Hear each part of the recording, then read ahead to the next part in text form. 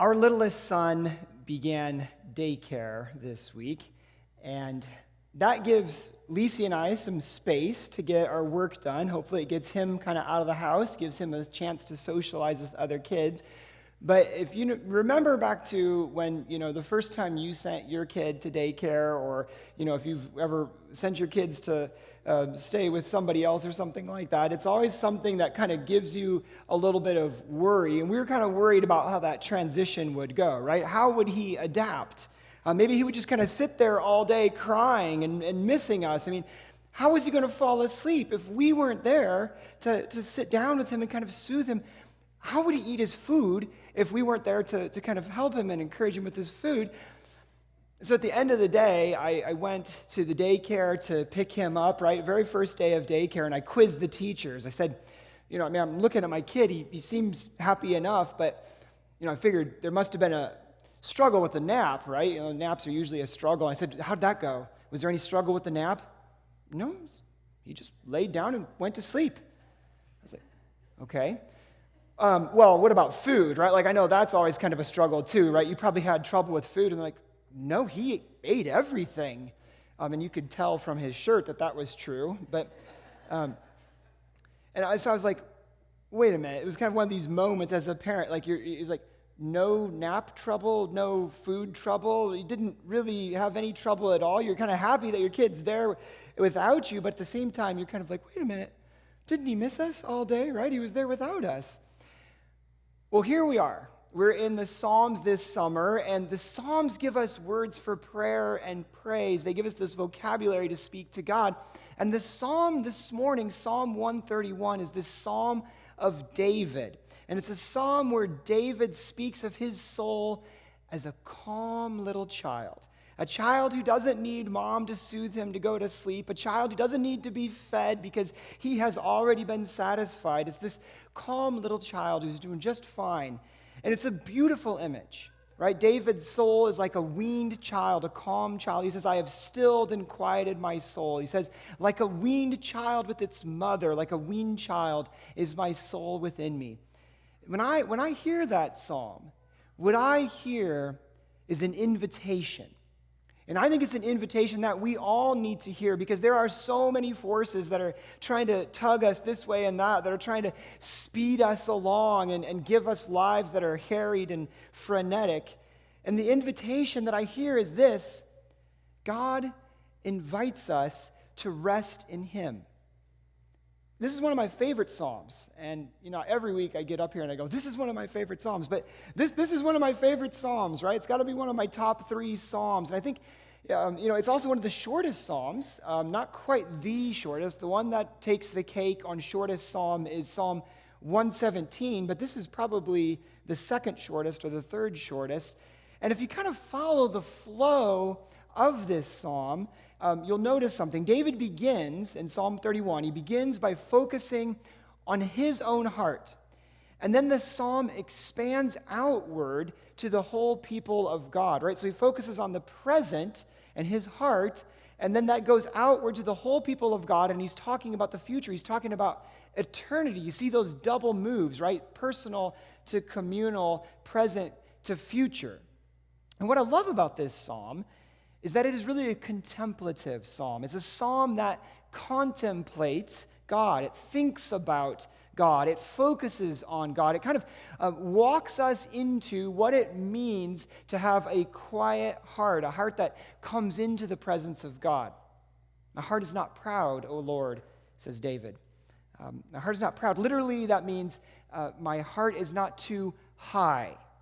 Now, some translations actually say my heart is not lifted up, and I kind of like that. My heart is not lifted up. I kind of like that because if you look at the description of this psalm, a lot of psalms have a little note at the beginning.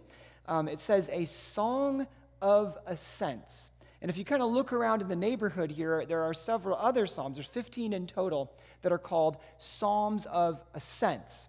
And a psalm of ascent means to go up, right? To ascend is to go up. And so psalms of ascent, no one's totally sure what they mean, but it's a special class of psalms. And what people think is that the Psalms of Ascent were psalms that were sung or meditated on as people ascended into Jerusalem, which is kind of on a hill, like on a pilgrimage, right? They'd come from somewhere else. They went to the holy city. They're ascending into Jerusalem, walking up the steps, or maybe even psalms that were meditated on and sung as they ascended into the temple, right, and prepared to worship God. And you can really see that in like Psalm 121. Psalm 121, I lift up my eyes to the hills, right? Or Psalm 122, I rejoiced with those who said to me, let us go to the house of the Lord, right? You get this sense that they are psalms that people are singing as they're going on the way, they're going up. And so if we think about this Psalm, 131, as a psalm of ascent, a psalm of going up to God, then I kind of like that imagery of David saying, my heart is not lifted up too high. Because the way that we go up to God is not by like haughtily or proudly lifting up our hearts. It's by becoming humble. It's like by letting our hearts kind of lower down into humility, right? That's how we go up. And David says too, my eyes are not haughty. I do not concern myself with great matters or things too wonderful for me. This psalm begins with humility. Right? Now, that's part of what's so attractive to me about this psalm. I mean, humility, I think, is just so key. We can never get too much humility. We can always excel in humility. And I think that becoming, humility, I mean, it's so important for just becoming an authentic human being, right? But I think humility is also so important for the life of prayer. I mean, we cannot approach God without humility. St. Augustine, he wrote that if we want to learn about God, he said, if we want to learn about God, we're going to need 3 virtues. This is St. Augustine. He said, we need 3 virtues. The first one, he said, it's humility. Very important. The second one we need, he said, is humility. And you could probably guess where he's going. The third one, he said, humility. Right? You want to learn about God, you want to know God, you need humility. And the reason for this is that pride is so deadly, right? It infects everything. And we may even do the right things, but if we do them because of pride, because we want others to notice what we're doing and pay attention to us, then we can really ruin even good things that we're trying to do. And so we need humility. And here's David, right? Meditating on humility, meditating on this approach to God and what it means. And he says, I'm thinking about things that are too great or too wonderful to me. Right? It just strikes me as this perfect note of humility. It's kind of like, pull the plank out of your eye before you try to get the splinter out of someone else's. I think it's how it points to the way that so often we spend so much time worrying about what's going on out there in the world, these great things, these enormous matters, what some politician said in Washington or some far-off war or whatever's happening, and we forget to pay attention to what's right here in front of us. And it's good to know the news, right? It's good to pay attention to the world, but we can't do that and miss out on what's going on in our own hearts. Henry David Thoreau, the guy that went out to Walden Pond and spent time out there, he said that he sees people going to the post office and they're checking their mailbox and they're eager for the latest news, but he says, I wonder if maybe they haven't forgot to hear from their hearts. And David's saying something like that. He's this positioning himself before God. He's saying, I'm not worried about those big things. I'm not worried about the changes in the world. I'm not worried about all what might happen in the nations. He says, I'm just focused on God. I'm just coming with humility, not any kind of preconceived notions about what's going to come out of this, no demands for God. I'm just coming before God and quieting my soul and calming my soul. He's doing what the scriptures call waiting on the Lord. He's not worried about the headlines just then. And instead, verse 2, he says, I have stilled and quieted my soul like a weaned child with its mother, like a weaned child is my soul within me. And I kind of wonder about that translation there. It says like a weaned child that is within me, that weaned child. You think about what a weaned child is, right? A weaned child is a child who is no longer nursing, right? They are weaned. They're moved on to regular milk and, cow's milk and solid food or whatever. But the word in Hebrew, right? David wrote this in Hebrew. The word in Hebrew for weaned child, it's the word for full.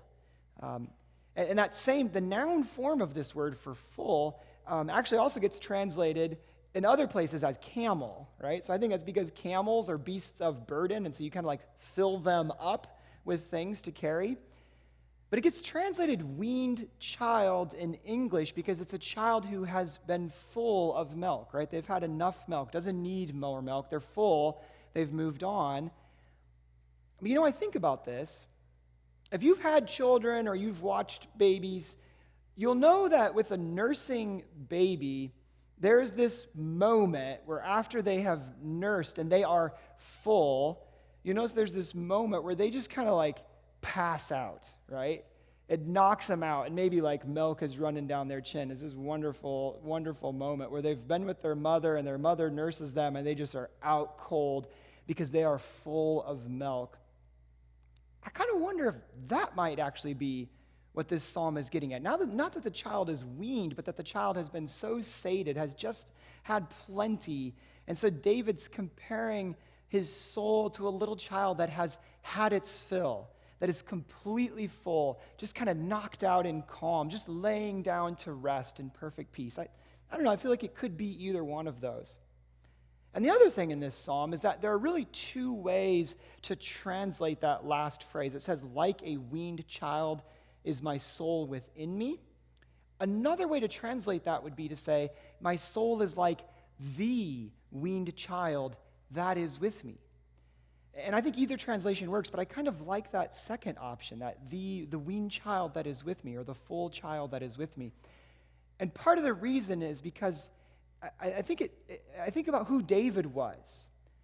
And David's somebody who always writes from the heart, right? This is what makes David such a compelling figure. He's got all these different experiences, and he just writes from who he is. David is this king, but he's also a poet.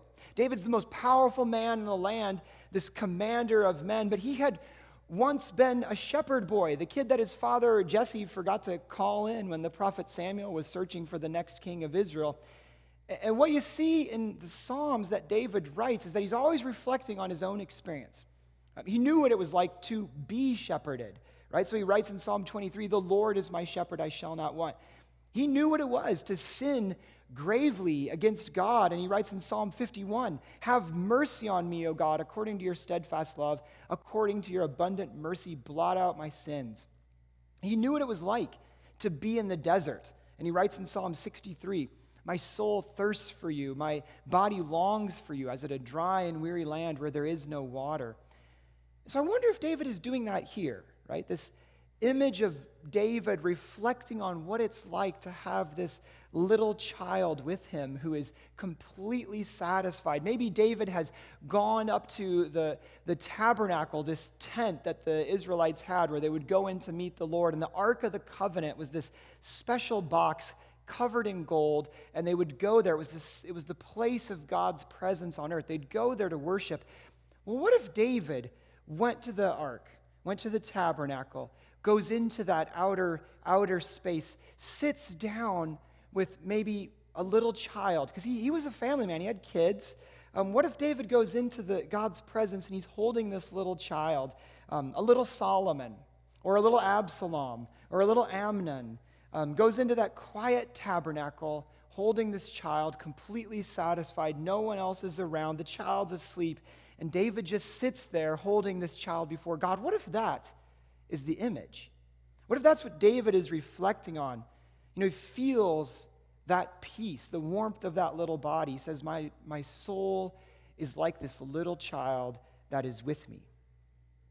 Do you know what David's talking about there? Have you ever experienced that? I saw this sign once in somebody's living room, and it said, a mom of boys works from sun, S-O-N, works from sun up to sundown, right?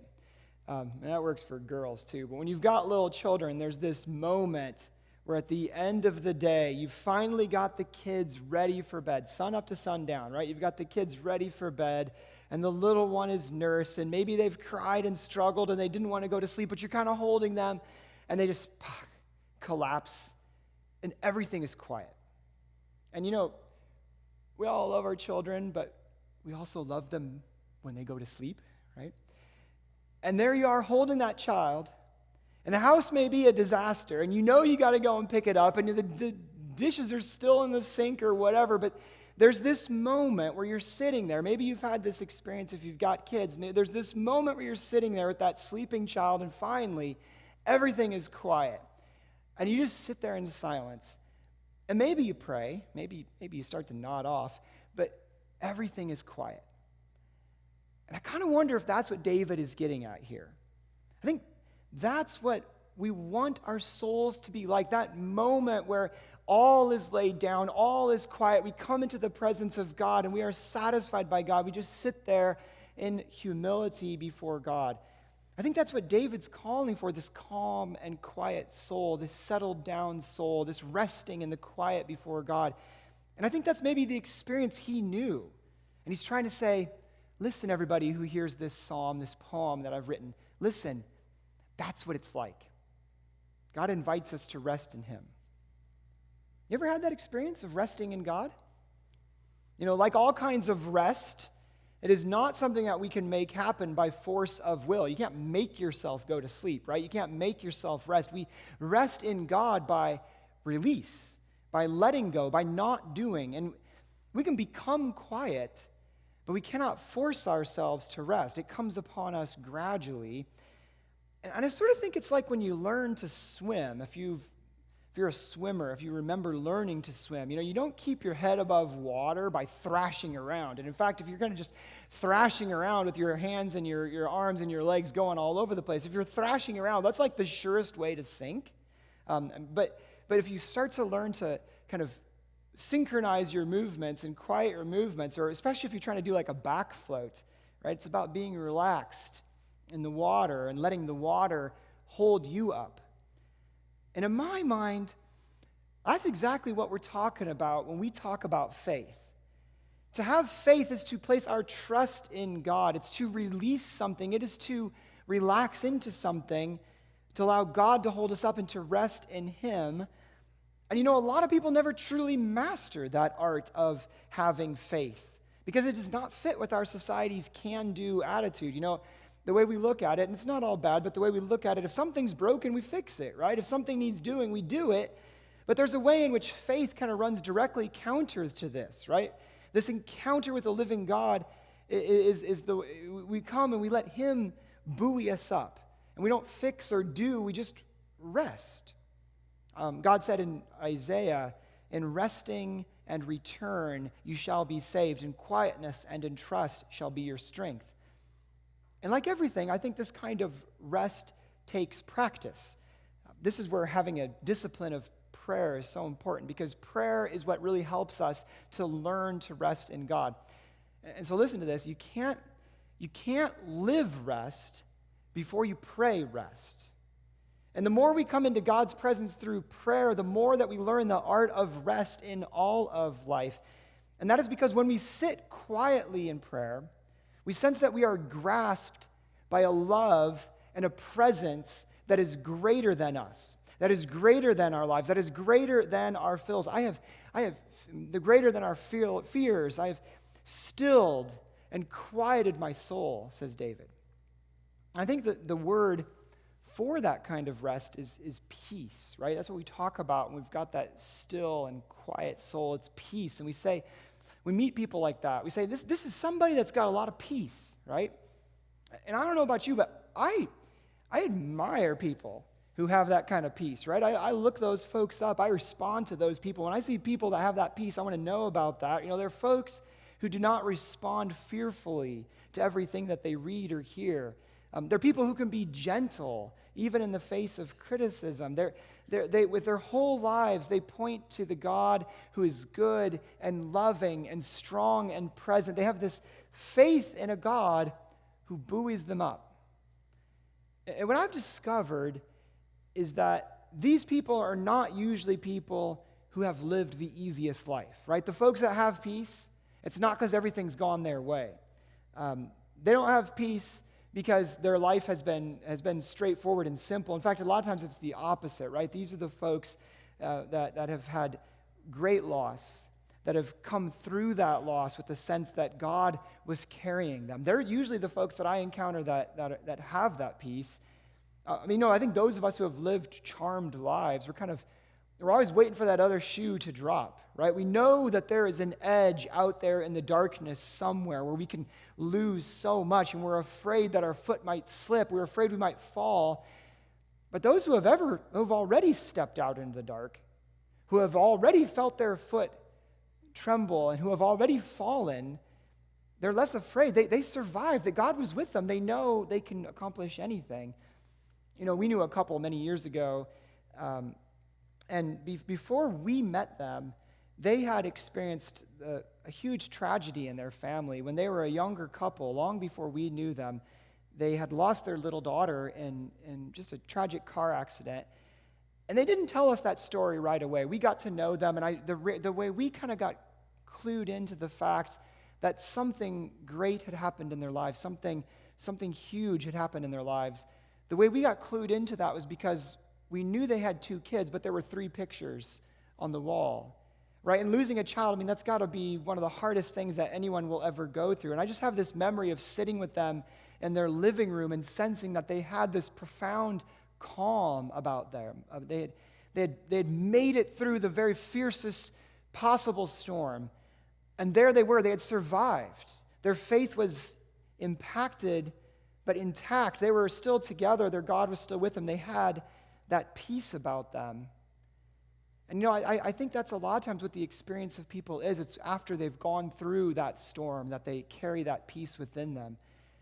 And that peace, that quietness of soul, it's something we have for the present, but I think it means something about the future. It means we face the future with hope. This is why David says 2 things. He says, I have stilled and quieted my soul, but then he moves on to hope. Verse 3, O Israel, put your hope in the Lord, both now and forevermore. And think about what it takes, to have hope. Think about the things that want to remove your hope for the future, that want to yank that away from you. What kills hope? Isn't it usually anxiety?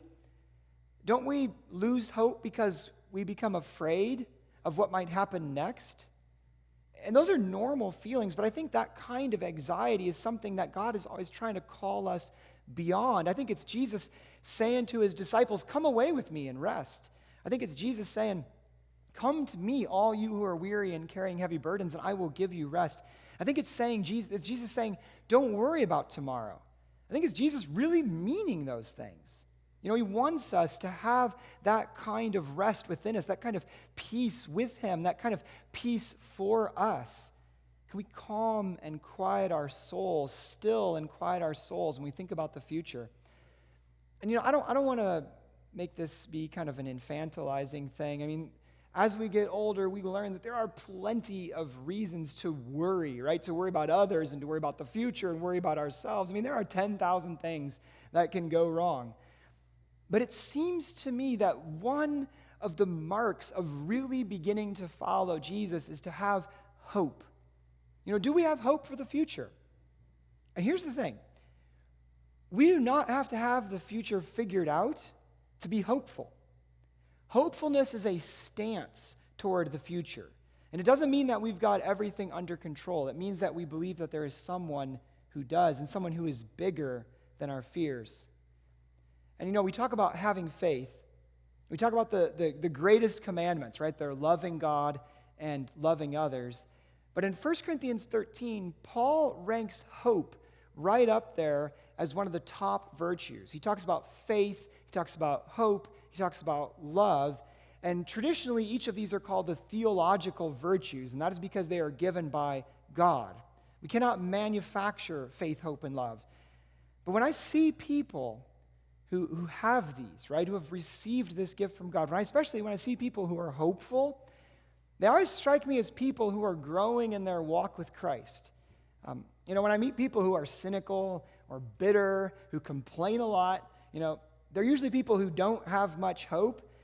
And they're not much fun to be around, but more importantly, I think they're not usually folks who have those deep roots in the living God. It kind of all fits together, right? Faith, hope, and love. The mark of faith is this hope for the future, and the lightness of hope gives us the freedom to love. We come to love God, and then we begin to trust him in faith, right? It all fits together. So are you a hopeful person? Even though hope is for the future, hope is a present reality. We don't hope about things that are seen. And the more that we learn to rest in God, the more we become people of hope. So just ask yourself, what are you hopeful for? What are you hopeful for? And if you can't think of anything, that might be a good topic for prayer. I think that might be a good thing to talk with your pastor about or talk with someone else that you trust to discuss spiritual matters. What are you hopeful for? Or if the only thing that you're hopeful for is like your next vacation or the new iPhone or how someday you're going to retire and get rid of this crummy job, then you got to ask yourself, what are you living for now? Right? Where is your life at right now? Who are you right now? Because what we hope for in the future says a lot about our identity in the present. I'm convinced that hope, and I'm talking the good stuff here when I talk about hope. I'm talking about real theological grade hope for the future. I'm convinced that hope is one of those attributes that sets people who follow Jesus apart from the rest of the world. And I'm convinced that hope is attractive, right? That hope in Christ and because of Christ and hope through Christ, I think that's probably our strongest evangelistic pull.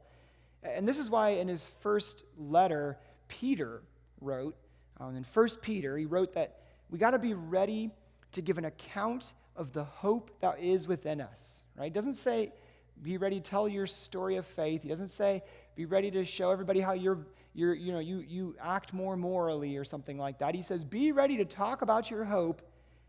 And I think hope is attractive to people. And I think because as human beings, we just all want to have hope. One time, years ago, I got an email. And this was in the days before your inboxes were flooded with constant spam. But I got this email, and this email claimed to be from the producers of the television show Wife Swap. So it came to my church email. I don't know if you've ever watched that show, Wife Swap. I'm not sure if I've ever seen a full episode of this thing, but I have no idea if it's even on TV anymore. But the idea of Wife Swap is that you got two families, and the wives trade places for 2 weeks, and they're supposed to live in the routines of the other family, and then, all that friction of doing things differently and all the drama. They try to get two very, very different families, right? So you'll have one family that's the Christian faith is really strong for them or something, and then you'll have this neo-pagan family doing fire rituals, and you'll swap those two wives and just kind of see what happens. The sparks fly. Well, I got this email, claimed to be from the producers of Wife Swap, and it seemed to me like the real deal. It was very carefully worded, and the email said it was reaching out to me as a Mennonite pastor. It wondered if I could recommend some Mennonite families who would be good for the show. And I remember thinking whoa, I'm going to totally just protect my flock from this kind of stuff, right? But there's no way I'm going to throw one of our families out there. But in the pitch, it said something kind of interesting. This is where my ears perked up. It said something kind of interesting in this email about Wife Swap. It said, we are currently interested in Mennonite families because of their views on simplicity, peace, and their hopeful outlook toward the world. And I really liked that part. Maybe it's even true sometimes, right? Maybe that's really us. Simplicity, peace, and a hopeful outlook toward the world. I like that. I want to live that hopeful outlook. So are you at peace? Do you have that hope for the future, right? What do you spend your days thinking about? And if you don't have that peace and that hope, what are you dwelling on? What's making your soul sick? Maybe it's time to have that kind of faith that Jesus talked about when he said, whoever does not receive the kingdom of God like a little child will never enter it. Maybe it's time to be still, to quiet your soul, to enter into that rest in the presence of God, the good Father who delights in being with you and bearing you up. Amen.